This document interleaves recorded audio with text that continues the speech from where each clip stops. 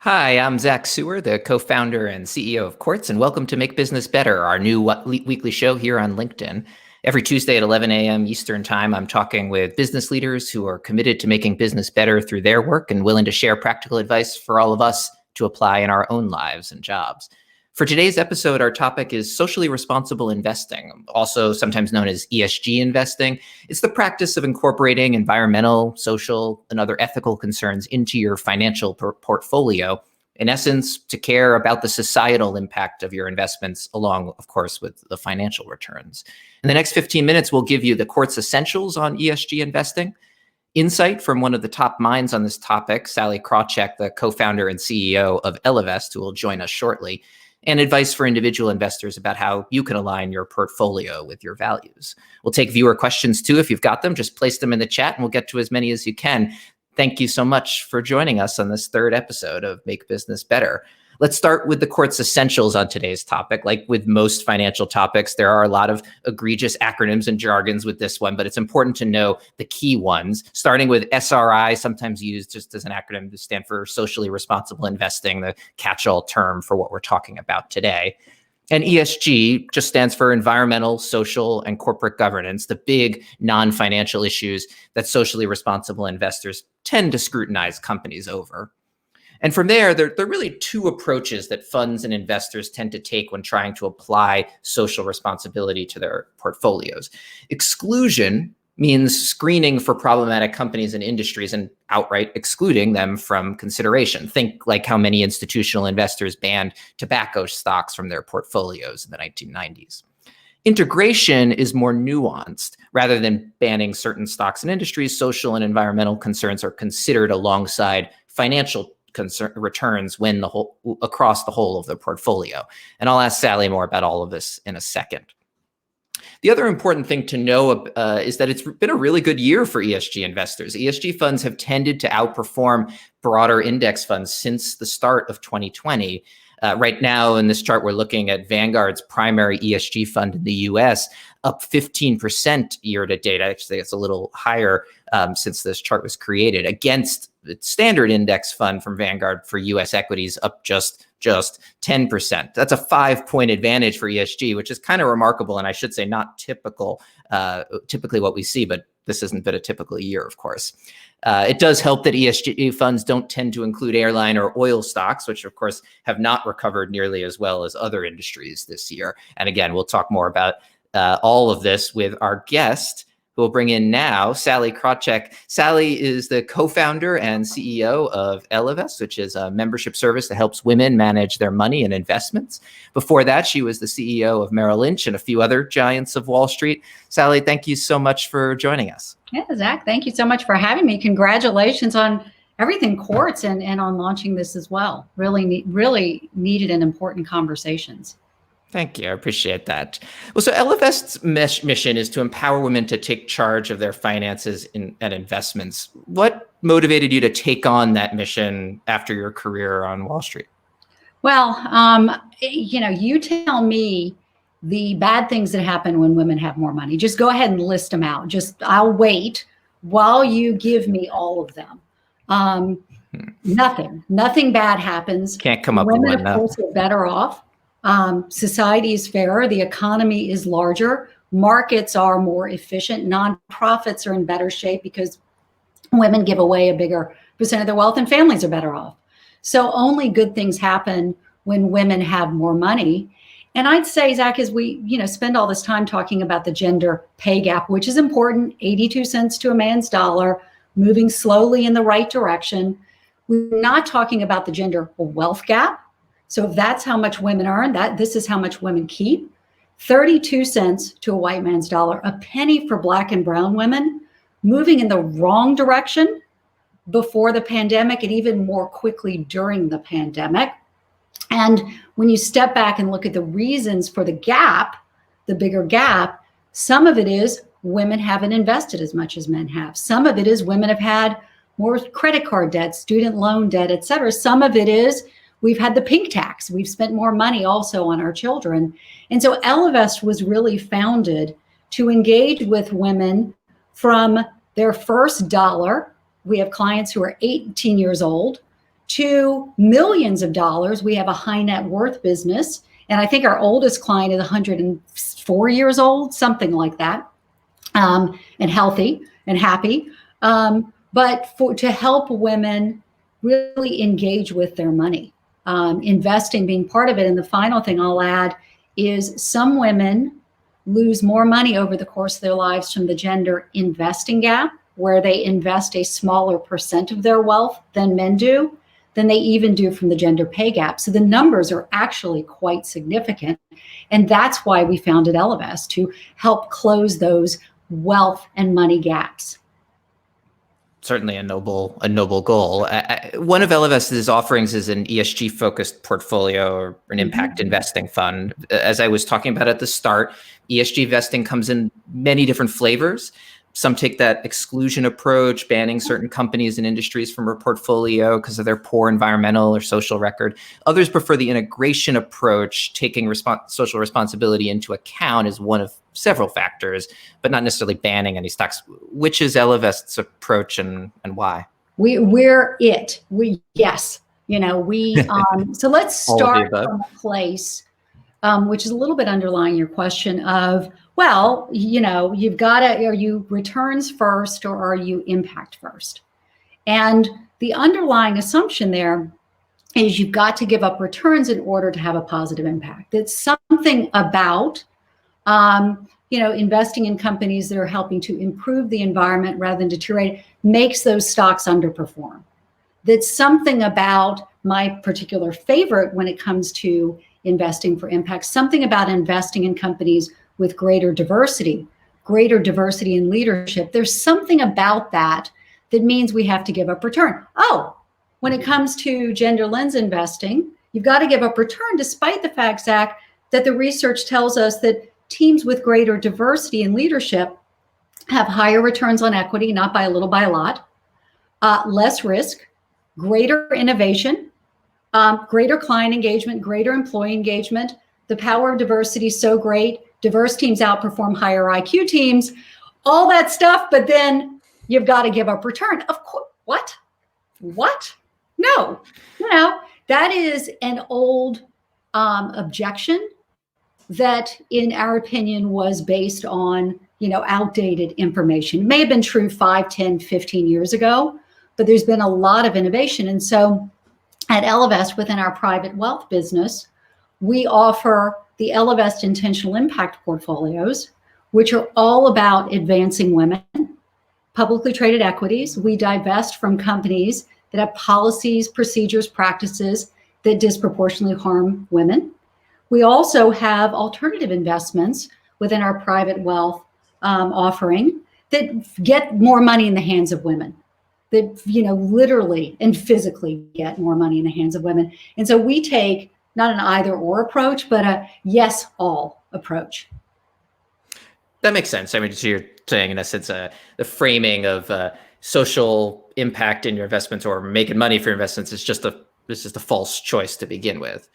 Well, that's exactly right. And the other thing I'll add is it's we think important as a human, but it also is an important part of engaging women in their money. Because when you talk to women about this, and these numbers are dated, but something like 86% of women have said, I'd like to at least learn about the impact my investments can have. But a single-digit percent, maybe now a low double-digit percent of traditional financial advisors have even spoken to women about this.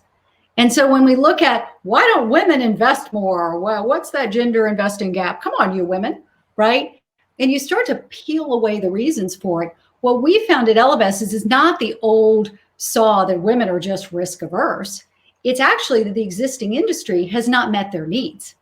And this is not the only one of their needs that Ellevest is built toward meeting, but this is one of them. That,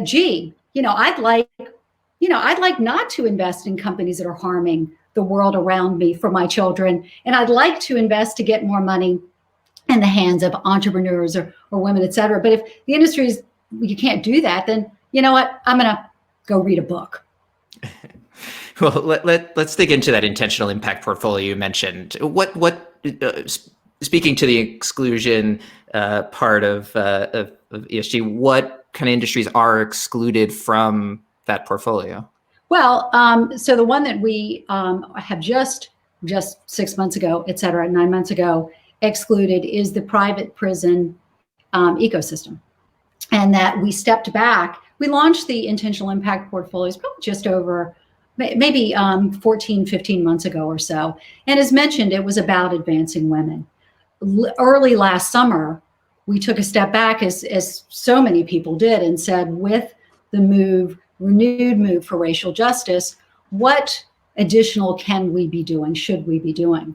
And so we looked at our Ellevest intentional impact portfolios and recognized that they had been about divesting from companies that hurt women. And so, look, Zach, it was things like, that might be take a second to sort of, translate through, but it's not just let's invest in companies with more women on the board, important though that is. But hold on a second, if the environment deteriorates, it hurts everybody, it hurts women more because they have fewer resources in order to get out of areas that are deteriorating. If there are product safety issues, hurts everybody, it hurts women more. In fact, because so many products are built for men. If there are data privacy issues, hurts everybody, hurts women more. And so we had gone through that exercise using sources like Refinitiv, Sustainalytics, MSCI, True Value, et cetera, a whole bunch of data sources, worked to pull these intentional impact portfolios together. And then last summer, we said, well, wait, we can't be at Ellevest all about getting more money in the hands of women, all about advancing women, if we are not specifically about advancing Black women as well, if we are not specifically anti-racist. And so we went back and looked at the intentional impact portfolios and said, all that great private prisons, says, well, let's get to the ecosystem too. And so it's not just the prisons themselves who is earning, profits from this. And one thing I'll say, Zach, is it can't be perfect, right? So, if this company is selling straws into it and they're getting some portion of their profits, it isn't, if you make it black or white, all or nothing, then you're going to sit on the sidelines waiting for perfection. And we figured better to get in there and always be learning and adjusting than to wait for perfection. Yeah, I was going to say, it's hard to imagine any publicly traded company that couldn't be criticized for its environmental or social record in some way. Big tech companies, for instance, are huge carbon emitters through their data centers, but they're also the biggest holdings in ESG funds. So clearly, environmental records are not seen as that bad. We had a question from one of our viewers about how companies get rated on ESG terms. You mentioned some of companies you rely on. Is there becoming sort of a market standard for rating companies on ESG, or how do you approach that question? It remains in flux. We debate and discuss this all the time. We obviously look at this, pull together with our outside partners a range of resources and sort of weight different ones in different ways.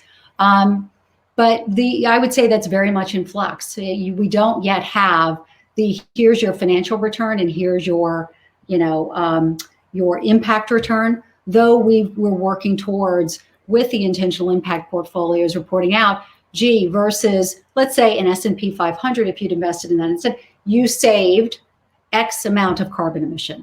You helped close the gender pay gap Y amount, and put it in those kind of terms for our clients, a work in progress. That makes sense, sort of comparing two different cases, the standard case and then a more socially responsible case as a way to tease out that difference, as opposed to just here are all the bad companies and here are the... Well, and let me give you an example. What we love to say at Ellevest is everything you do with your money has an impact, whether you are intentional about it or not. And so an example that I'll go back to, I'm going to go over to our digital business now, where we also have values-based ESG ETF. Sorry to throw together the terms, but investment through ETFs for our digital clients, for those who are investing not millions of dollars, but hundreds of dollars or thousands of dollars or tens of dollars. In fact, back when we had one of the tragic school shootings, we got emails from our clients saying, are you invested in any gun manufacturers? Now, ETFs are different from our investing for our high net worth clients and individual stocks, right? They're very efficient, they're very inexpensive, but we don't control the components. So we went in, and I believe we were the only investment firm that did this. We went in and said, okay, everybody's digital investment portfolios, personalized to them, but what is the highest percent of their portfolios it could be in these gun manufacturers? So we dug into the ETFs, and we wrote a piece authored by me, sent out in our newsletter to everybody, and said, look, we know you're distressed over this. We took a look at our investment portfolios, and in our investment portfolios, if you're in an ESG portfolio, the highest percent could be some number well less than 1%, right? 0.0 something percent. And if you're in a core portfolio, not ESG, it could be some number less than 1%. We sent this out, and I heard from a woman who said to me, Sallie, thank you for doing this. Y'all the only ones who've done it. This is still too much for me. It's still too much for me. I just don't want to have any of my money in gun manufacturers. I totally understand. We will close your account. We will send you the money. Do you mind if I ask what you're going to do with it? And she said, well, if I can't invest it through y'all, I can't invest it. So I'm going to put it back in my bank. Oh, which bank? And the bank she named is the #1 lender to gun manufacturers in the world. And so I told her that. And so, we live in this imperfect world, but I think what we need to recognize is we need to do what we can, right? And, be intentional where we can be, make informed decisions. I think that imperfection is often what holds people back from getting into socially responsible investing. Is feeling like it's gotta be perfect from the start. It's not for lack of interest. So for people just either getting started with investments at all, or who have investments today that they're looking to improve the social impact of. What's your top recommendation for getting started? I mean, aside from, of course, becoming a customer of. Well, of course it is. Number one. So what's number two? Of course it is. Well, and look, this is part of why Ellevest was founded. So our investment minimum at Ellevest is a penny. Now that I've said that, we can't give you a diversified investment portfolio for less than $1. So let's say it's $1. Okay. But Ellevest was founded, to be inclusive and to help people invest, engage with their money. We've got learning, we've got coaching, from the beginning. And you can have an Ellevest impact portfolio for $1 all the way up to, again, millions. And so, and of course, if you start early, you're making an impact early and you're earning returns and compounding early as well. So I would say get started from the beginning. $1 invested in your 20s is worth so much more historically than $1 invested in your 30s, 40s, 50s, 60s. That makes sense. ESG investing has certainly been booming in recent years, at least measured by investments in the top ESG funds, but it's still pretty far from the mainstream. You mentioned financial advisors earlier. I'm pretty sure my financial advisor at Merrill Lynch, former employer, has never once brought up the question of how socially responsible our investments are. Of course, I need to bring it up, and maybe I'll go do that right after this conversation. But what's it going to take for ESG to be part of every financial advisor and every investor's lexicon? Well, we all have to ask for it, and we have to go in it recognizing this is our money, these are our choices, that the old rules, that your financial advisor will firmly state and firmly believe that you have to give up return, that we just shunt it aside. The old view of earn your returns early, give away your money later, like life's too short for that. So it's really gotten to the place, Zach, where it's not, why would you invest for impact? Why wouldn't you? How can you not be? And look, I know the psychology of existing investing relationships is, if it ain't broke, don't fix it. If you're with a financial advisor and y'all been doing the same thing for a long time, maybe he or she is like, yeah, things are great. I didn't know you were interested. So I think we all need to take it onto ourselves and say, I want this. It's not an option. Just, give me the choices of what kind of impact I can potentially have.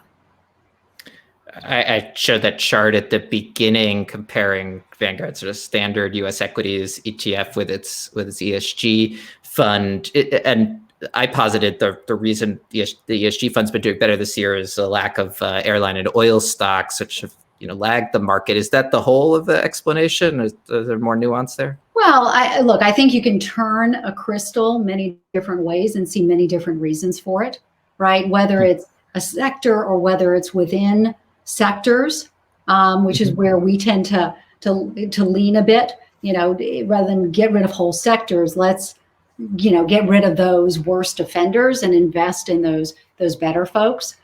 So I think, to step back, I don't see any reason why it's not going to be every year. They're not going to outperform every year, different ways of cutting it, whether it's small cap, large cap, whether it's global, whether it's United States, always you see the performance, not one thing always outperforms. The markets are too efficient for that.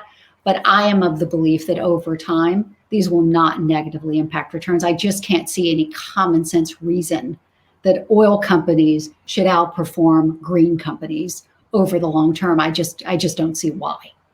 I have this distinct memory growing up, scanning through the stock charts when they were still printed in the Times, and I guess my parents were trying to get me interested in investors, like pick a stock, and I just scanned it looking for who was up the greatest year to date, and of course it was Exxon or another oil company, and I was like, I'll take that one, and it led to an important lesson from my mother. Well, there is not just about return. There is a relationship between past performance of stocks and nearer term future performance.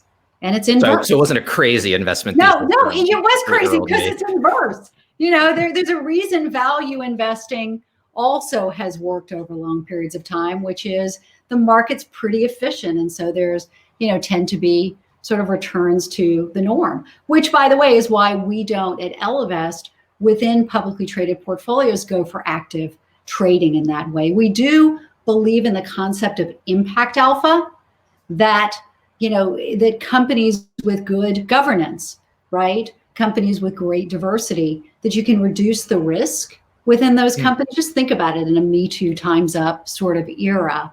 But we aren't actively, this sector versus that sector. So for that, our view is look to meet or match market returns, keep the cost pretty low, go for impact, with it. And then if you're at a wealth level where you can invest in alternatives, that's where you can get some of the differentiated return. That's not, of course, for everyone.